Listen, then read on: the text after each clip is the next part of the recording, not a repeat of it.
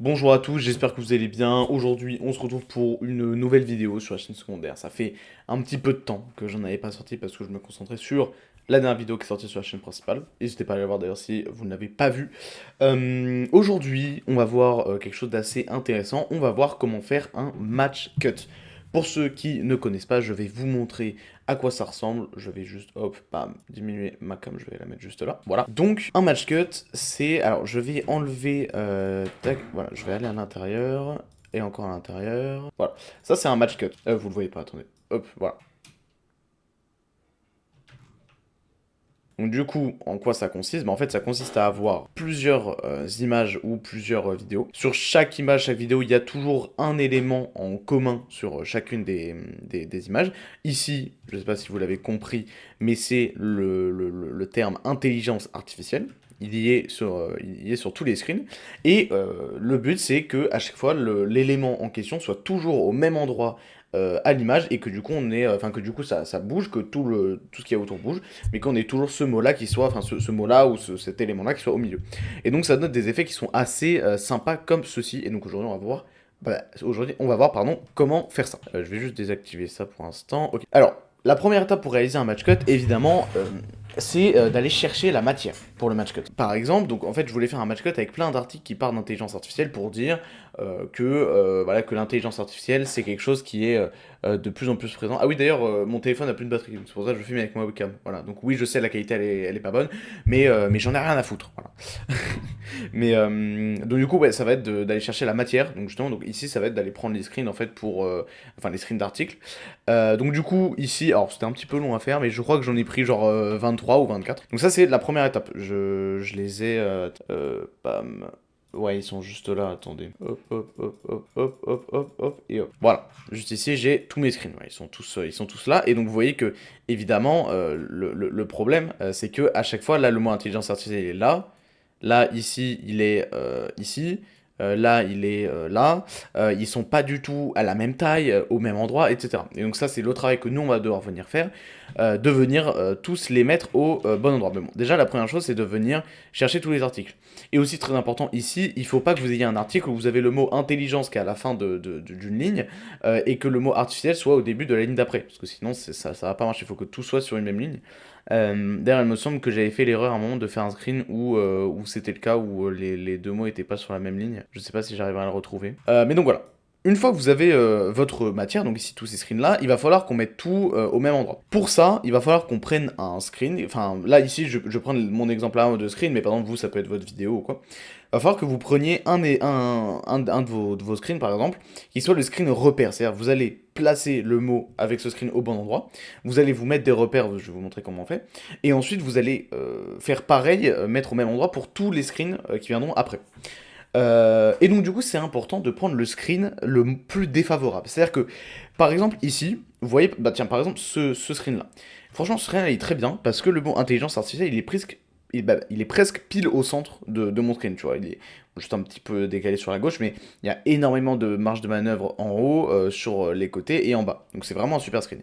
Par contre, si je viens chercher... ah bah tiens, c'est là le screen où j'avais fait l'erreur de qu'il soit pas sur la même ligne. Mais par contre, si je viens chercher un autre screen, est-ce que je vais réussir à en trouver un? Voilà. Par exemple, ce screen-là, il est beaucoup moins favorable parce que le mot intelligence artificielle, là, on a beaucoup moins de marge de manœuvre en haut. Vous voyez, là, on a beaucoup moins que sur le premier screen, par exemple, où là, on a vraiment énormément plus. Donc, il va falloir que vous preniez le screen qui est le plus défavorable. Parce que si vous vous basez, par exemple, sur ce screen-là, ok, et que vous placez votre mot, etc., et bah, potentiellement sur un screen qui est plus défavorable comme celui-là, et bah peut-être que du coup vous allez avoir le bord noir qui va apparaître. Et donc là c'est chiant parce que si vous avez déjà fait genre, si vous avez déjà placé bien 10 screens et que vous vous rendez compte au dixième que bah en fait le dixième il est pas bon, on voit le bord noir ou quoi, vous devez tout refaire. Ou alors vous devez aller rechercher un autre screen. Donc c'est un peu chiant. Donc faites ce travail là de trouver le screen qui est le plus chiant, le moins pratique, le plus défavorable. Donc voilà, moi je pense que celui que je vous ai montré, il est quand même déjà pas mal, hein. Franchement, il est déjà pas mal. Ouais, je pense que c'est vraiment le pire celui-là. Et c'est de ce screen-là dont on va se servir pour, enfin comme référence. Ensuite, on va venir activer juste ici les marges admissibles. Si vous les avez pas, vous allez dans le plus ici. Alors bah du coup le plus il est juste derrière ma cam, attendez, voilà. Vous allez dans le plus qui est juste là. Et vous allez les chercher et il va vous falloir aussi pardon, les repères juste là. Et du coup aussi voilà, cette icône là et cette icône là. Pareil, si vous les avez pas, vous les glissez. Je vais venir placer ma caméra juste à côté pour l'instant. Donc ce truc là, ce truc là, ce truc là. Vous allez commencer par activer vos marges admissibles pour pouvoir placer votre mot bien au milieu. Donc par exemple, moi là, je vais venir le mettre, voilà, on va dire, je veux que ça soit à cette taille-là, ok. On va venir bien le centrer avec les marges admissibles. Vous pouvez vous servir, bon alors moi, oui, j'ai pas mal de repères qui sont mis de base, mais vous pouvez venir vous servir des repères, par exemple là ici, ok, on se dit donc 370, et du coup là, sachant qu'on est à 1920 à la base, 1920 moins 370, ça fait 1620, 1550, ok, donc faut... Là en fait les repères, là, ces deux repères là sont à exactement la même distance du bord, et par contre là on voit que ici je mords un peu sur le E, et là je mords pas sur le L, donc faut que je vienne décaler un tout petit peu, mais bon, le moment j'étais quand même déjà vraiment pas mal. Voilà, donc là j'ai mon mot, merde, hop, voilà. Là, j'ai mon mot intelligence artificielle qui est vraiment bien centré sur mon écran. Ok, c'est parfait. Maintenant, je vais vouloir que tous les autres, enfin que sur tous les autres screens, ça soit le cas. Je vais vouloir que sur tous les autres screens, le mot intelligence artificielle soit exactement à cet endroit-là. Ah oui, non, attends, pardon, je viens de capter, moi c'est juste intelligence artificielle que je centre. Donc du coup, là ici, on va dire 400, là je vais venir mettre par 400, donc 1520. Du coup, il faut que je vienne le décaler un petit peu. Ouais, c'est vraiment juste intelligence artificielle, pas l'intelligence artificielle. Et bah du coup, pour ça, on va venir se mettre des repères pour pouvoir après mettre pile au bon endroit. Donc pour ça, on va venir justement prendre nos repères. Si vous en avez pas de base des repères, vous prenez les règles et vous pouvez venir justement en chercher comme ça. Ok. Donc là, je vais enlever tous les repères que j'ai ici pour avoir exactement ce que vous aurez. Alors il me semble que c'est possible d'enregistrer des préconfigurations de repères. Faudrait que je regarde comment on fasse, comment on fait. Mais c'est pas forcément important. Voilà, donc vous allez du coup avoir ça. Donc vous venez activer les repères et les règles. Et on va venir donc chercher, hop, juste ici, et venir placer un premier repère, là, vous voyez, pile à gauche de mon mot. Ok. Ensuite, vous allez en prendre un deuxième que vous allez mettre à droite, voilà, un troisième que vous allez mettre en haut, et un quatrième que vous allez mettre en bas. Donc vous avez compris, en fait, on a encadré pile poil mon mot intelligence artificielle. Et donc maintenant, ici, si je vais sur ce screen-là, ok, j'ai mon repère, et ben j'ai juste à augmenter la taille, hop, et venir placer le mot exactement dans mon petit cadre. Voilà, voilà, là on est pas mal, et donc du coup, il faut que je fasse comme ça. Voilà, et là du coup, maintenant je vous montre, voilà, on a notre effet de match cut, c'est parfait, on dirait que, enfin, c'est pas on dirait, c'est vraiment au même endroit. Et donc maintenant, et c'est là le côté un petit peu long du match cut, c'est qu'il va falloir faire ça pour tout et les mettre à la bonne durée. Et une fois que c'est fait, moi du coup c'est ce que j'ai fait avec effectivement mon match cut là. Donc là vous voyez que ici j'avais pas mis au même endroit, tu vois, je l'avais mis un peu plus petit, pardon. Mais en gros du coup c'est ce que j'ai fait. Là je peux par exemple venir mettre des repères là ici, hop, bam, voilà, venir les adapter.